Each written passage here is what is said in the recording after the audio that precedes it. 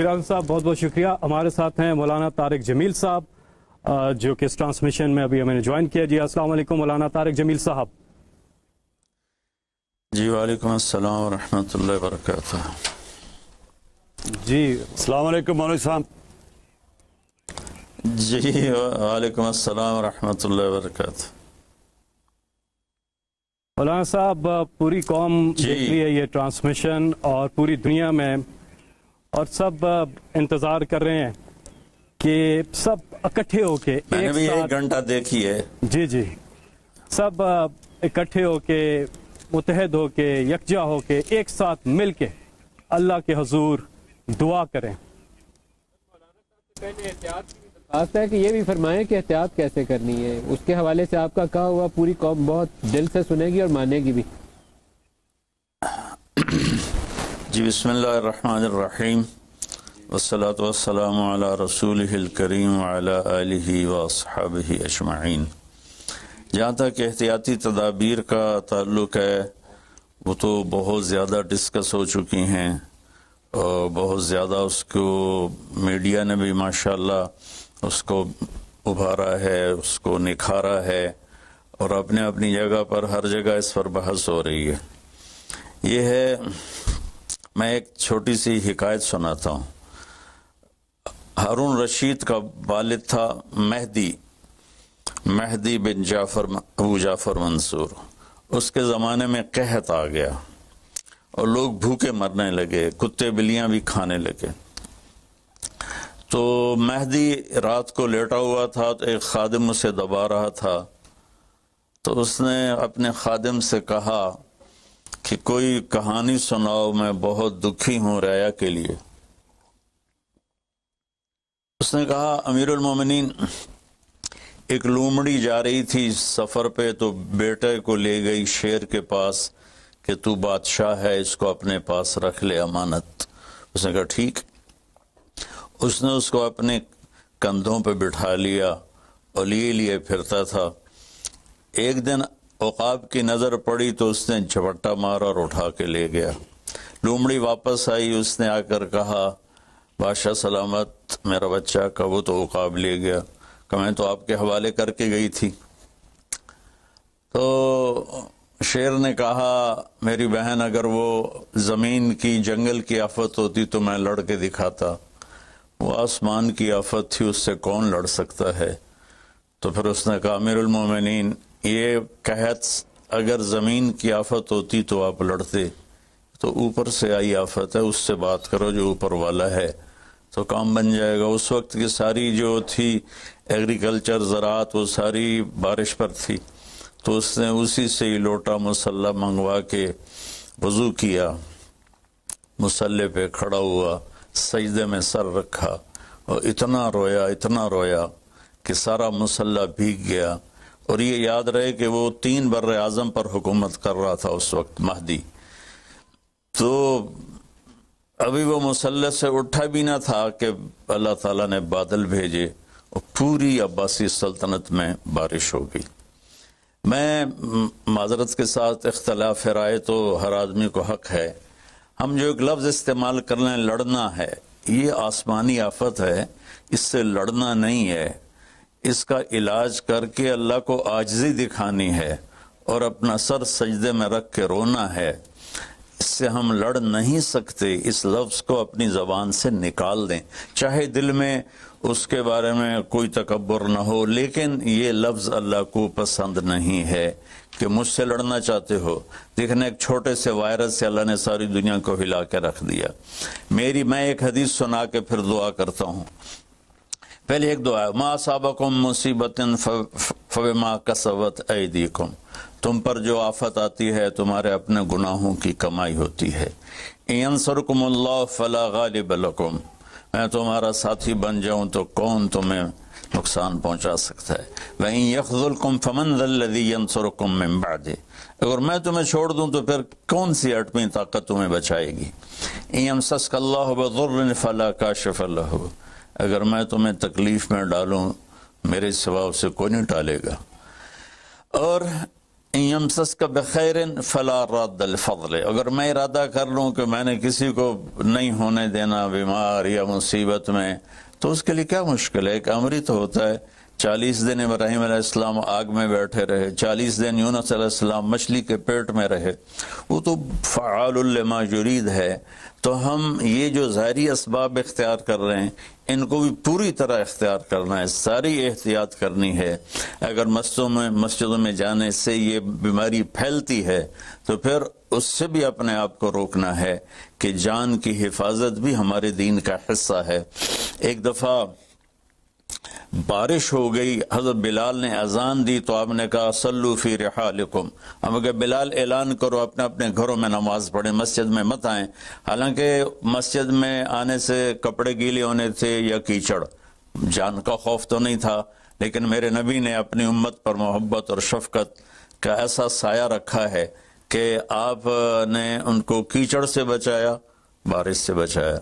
यहाँ तो ज़िंदगी मौत के मसाइल हैं।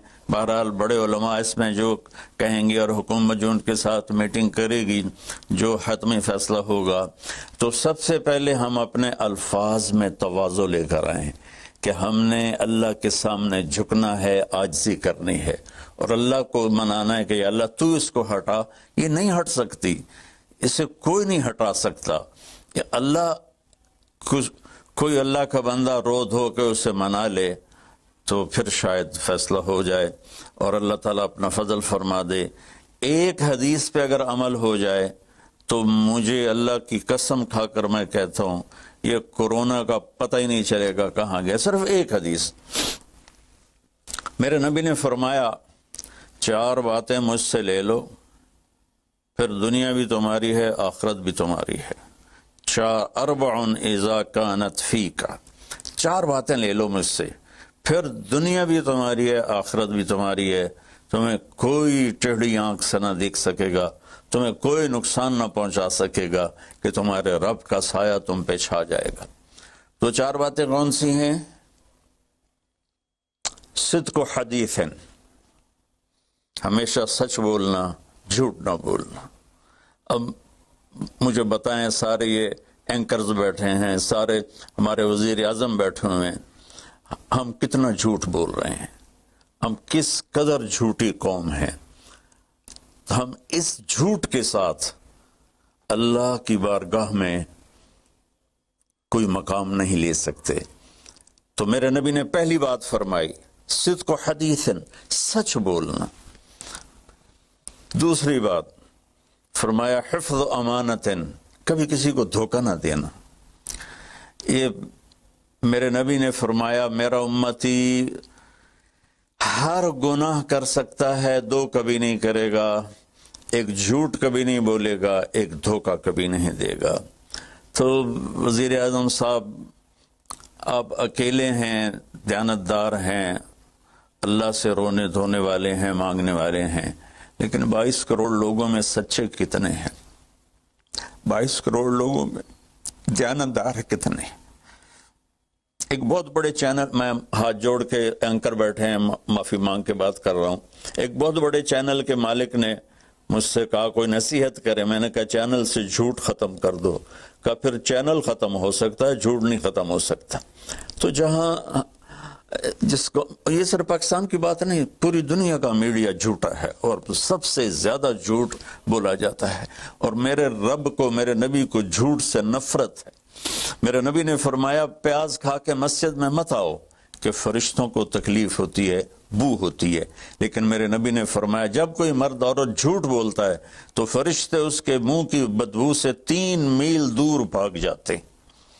तो झूठ और ख़यानत के साथ हम किसी आफत का मुकाबला नहीं कर सकते। आपने फरमाया सिद्क़ु हदीसन हिफ्ज़ अमानतन, सच बोलना चाहे जान चली जाए, और धोखा ना देना। मुसलमान किसी को धोखा नहीं देता है। तीसरा फरमाया हुस्न खलीक़तन, अपने अखलाक अच्छे करना, और अखलाक का सबसे ऊंचा मकाम हया है। अब मैं कैसे बात करूं? मेरे देश में हया को किसने तार तार किया? मेरे देश की बेटियों को कौन नचा रहा है? ان کے کپڑے لباس مختصر کون کروا رہا ہے؟ یہ کس کے گردن میں یہ گناہ ڈالوں؟ میں مجرم ہوں، میں نے اپنی قوم کو نہیں سمجھایا، میں اللہ سے معافی مانگتا ہوں۔ لیکن جب مسلمان کی بیٹی بے حیائی کی طرف چل پڑے اور نوجوان بے حیائی کی طرف چل پڑے تو اللہ کی رحمت، سب سے زیادہ عذاب قوم لوط پر آیا کہ وہ بے حیائی میں ساری باؤنڈریز کراس کر گئے تھے، تو اللہ تعالیٰ نے ان پر 5 عذاب بھیجے۔ 5، کسی قوم پہ 5 عذاب نہیں آئے، ایک ہی عذاب آتا تھا، ان پر 5 عذاب آئے۔ تو تیسری بات میرے نبی نے فرمائی ہے کہ حیا والے بنو، حیا والے بنو۔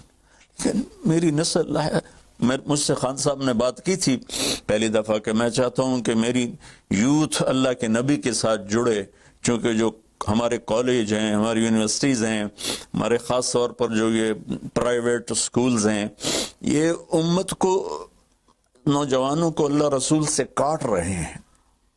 تو اللہ تعالیٰ یہ پہلا شخص ہے جس کے لیے میرے دل سے دعا نکلی جب اس نے کہا کہ میں نے آپ کو اس لیے بلایا ہے کہ میری قوم اپنے نبی کے ساتھ کیسے جڑ جائے۔ میں کیا بتاؤں، جب تک اس بے حیائی کو نہیں ہم روکتے، اور کوئی روک نہیں سکتا ہے، اندر سے نیت نہ ہو۔ سرنڈو ماڈل اسکول میں میں نے میٹرک کیا ہے، ہمارے ایک وارڈن، میں ہاسٹل میں رہتا تھا، وہ آ گیا، نمازی تھے، انہوں نے نماز کی سختی کر دی، ہم بے وضو جا کے کھڑے ہو کر نماز پڑھ لیتے تھے، بے وضو، کیونکہ ڈنڈا انسان کو انسان نہیں بناتا ہے جب تک انسان اپنے من میں ڈوب کر پا جا سراغ زندگی۔ تو اگر میرا نہیں بنتا نہ بن، اپنا تو بن۔ یہ تو اپنے اندر دل دریا سمندروں ڈوگے، کون دلاں دیاں جانے ہو، وچے بیڑے وچے جھیڑے وچے ونج مہانے ہو۔ میری قوم جھوٹ چھوڑ دے، میری قوم بددیانتی چھوڑ دے، میری قوم بے حیائی چھوڑ دے۔ وعفت فی تہمت، آخری بات میرے نبی نے کہا، اور رزق حلال کھاؤ، رزق حلال کھاؤ، رزق حلال جو صبح سے شام تک، من امسا کالن بعمل یدہ امسا مغفور لہ، جو صبح سے شام تک رزق حلال میں تھک جاتا ہے، اس دن کے سارے گناہ معاف ہو جاتے۔ تو میں وزیر اعظم صاحب سے اپیل کروں گا کہ پوری قوم سے جیسے ڈونیشن مانگا ہے، ایسی پوری قوم سے چلے۔ میں آپ کی طرف سے اپیل کرتا ہوں کہ کل یا آج رات رمضان کی آئے گی، ساری قوم 2 نفل پڑھے اپنے اپنے گھروں میں، اور ایک تسبیح لا الہ الا انت سبحانک انی کنت من الظالمین، جس کو یاد ہے پڑھ لے، جس کو نہیں یاد ہو استغفر اللہ کی ایک تسبیح پڑھ لے، اور پھر سب اللہ کے سامنے ہاتھ جوڑ کے معافی مانگے۔ اور اللہ تعالیٰ کہتا ہے ما من یوم الا والبحر یستاذن فی ان یغرق ابن آدم، روزانہ، یہ مسند احمد کی روایت، روزانہ سمندر کہتا ہے یا اللہ اجازت دے میں چڑھ جاؤں اور ان کو بہا دوں۔ والارض تستاذن فی ان تبتلعہ، زمین کہتی ہے اللہ مجھے اجازت دے میں ان بے حیاؤں کو نگل جاؤں، ان جھوٹوں کو، ان بدماشوں کو، اس مافیا کو میں نگل جاؤں۔ تو والملائکۃ تستاذن فی ان تعجلہ وتہلکہ، فرشتے اللہ سے کہتے ہیں یا اللہ تو ہمیں اجازت دے ہم ان کا صفایا کریں۔ میرا اللہ کہتا ہے دعو عبدی فانا اعلم بعبدی منکم، جاؤ جاؤ اپنا کام کرو، یہ میرا بندہ ہے اور میں جانوں میرا بندہ جانے۔ ان کان عبدکم فشانکم بہی، تمہارا بندہ ہے تو مار دو، ان کان عبدی فمنی ولی عبد، منی ولی عبد، اگر میرا ہے تو میں انتظار کروں گا، میں انتظار کروں گا۔ پچھلی قوموں میں ایک طوائف نے کتے کو پانی پلایا تو اللہ نے اس کی بخشش کر دی، معاف، ہم تو مائل بکرم ہیں، کوئی سائل ہی نہیں، کوئی مانگنے والا تو ہو۔ ان 4 چیزوں نے ہماری ہر چیز بکھیر دی، توڑ دی۔ کسی بھی قوم کے لیے جھوٹ، بددیانتی، بے حیائی اور رزق حرام، یہ ان کو تباہ و برباد کر دیتا ہے۔ اور کوئی قوم سچائی، دیانتداری، پاک دامنی اور رزق حلال پر ہوگی تو اللہ کا سایہ ان پر چھا جائے گا، اور دنیا کی کوئی طاقت ان کی طرف آنکھ اٹھا کر نہیں دیکھ سکتی۔ ہم تو اجڑے چمن کے مالی ہیں، عمران خان کو اجڑا چمن ملا ہے، کہاں تک آباد کر سکے گا، اللہ اس کی مدد کرے۔ چمن کے تخت پر جس دم شہ گل کا تجمل تھا، ہزاروں بلبلیں تھی باغ میں، ایک شور تھا غل تھا، کھلی جب آنکھ نرگس سی، نہ تھا جز خار کچھ باقی، بتاتا باغ ماں رو رو، یہاں غنچہ یہاں گل تھا، یہاں غنچہ یہاں گل تھا۔ ابھی عمران صاحب نے یرموک کی اور قادسیہ کی بات کی، کتنے تھے؟ 30,000 تھے خالد ابن ولید کے کمانڈ میں، اور سامنے باہان جو تھا وہ 3 لاکھ کا لشکر لے کر آیا ہوا تھا، اور قادسیہ کے میدان میں بھی 30,000 صحابہ تھے، اور ادھر سے جو رستم تھا وہ 3 لاکھ کا لشکر لے کر آیا ہوا تھا، ان کے ساتھ اللہ تھا۔ ہم اللہ کو ساتھ لیں، سارے اسباب اختیار کریں۔ مالداروں سے کہتا ہوں، میں نے اپنا کلپ الگ ریکارڈ کرایا کہ اس سال ساری زکوٰۃ ان غریبوں میں تقسیم کریں۔ آپ تک تو ہر آدمی نہیں پہنچ سکے گا، اپنے اپنے علاقے میں جو مالدار لوگ ہیں وہ اپنی زکوٰۃ غریبوں میں ان میں تقسیم کریں، ان کے گھر جا کر دیں۔ کسی ایک کی دعا لگ گئی نا تو 7 نسلیں ہماری آباد ہو جائیں گی۔ تو بس میں معافی چاہتا ہوں، آپ نے مجھے کافی دیر بٹھایا تو میں نے بھی تھوڑا سا آپ کا ٹائم لے لیا، تو آپ درود شریف پڑھیں اور ہم اللہ کی بارگاہ میں دعا کرتے ہیں۔